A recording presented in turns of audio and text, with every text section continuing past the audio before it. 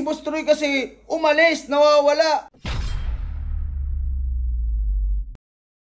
So yun guys, ito nga pala yung araw ng pag-alis ko. Ito na rin yung uling araw ko sa bootcamp.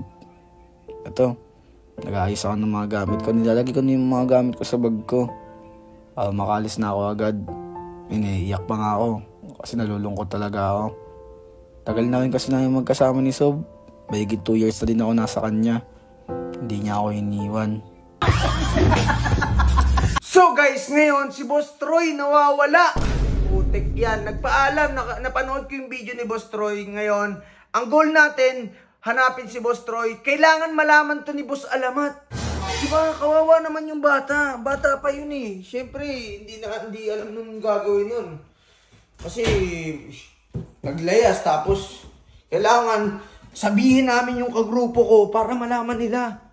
Okay lang, ingay mo! Hoy! Ingay! Saan pa tayo pupunta ha? Saan pupunta? Bakit ang pake nyo? Ang paka nyo?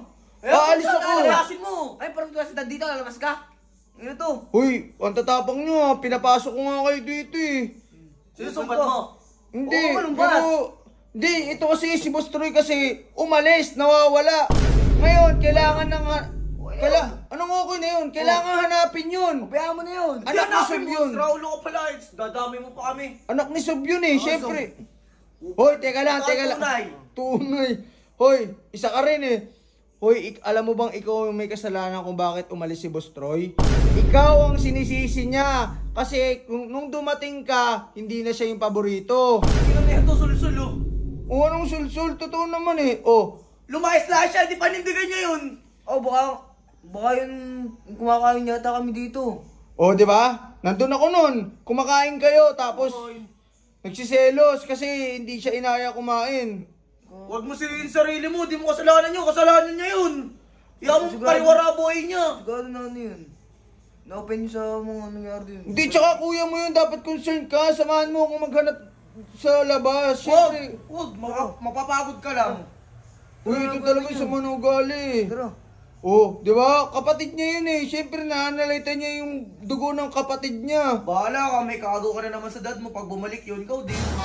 Tsaka ano, siya naman yung nauna eh. Siya naman una dito eh. Kapatid dito rin yun. Ina nito, sul-sul talaga to. Anong sul-sul? Naawa nga ako kay Kulit Boss na ito. Troy. Naawa nga ako kay Boss Troy. Si Boss Troy yun Kung eh. naawa ka, di maawa ka sarili mo. Huwag mo na idamay ito. Hindi, kasi siyempre, alam niyo yung kung saan mga pupunta yun eh. Tara po natin, tara. Oo, tara, kung hindi ka, kung ayaw mo sumama, huwag ka sumama. Uy, talaga. Yun na to. Ito, nakikinig ka dyan eh. Sul-sul lang yan. Di ba, ano mo yan, best friend mo eh, ayayin mo na rin. Tara. Hanap na si Kuya Troy, tara. Hanapin natin si Boss Troy. Kawawa naman Uy, yun. tingnan mo minor yon. Paano kung lumayas yun? Anong gagawin nun? Kaya niya ba buhay niya? Kaya niya na yun, malaki na yun. Baka mangyari dun eh. Oo nga, ito, wala kang konsensya. Uy, napanood ko yung video mo. Kala ko best friend kayo. Pinaplastic ko lang siya. Pinaplastic. Tangay na, pinapost-post mo pa.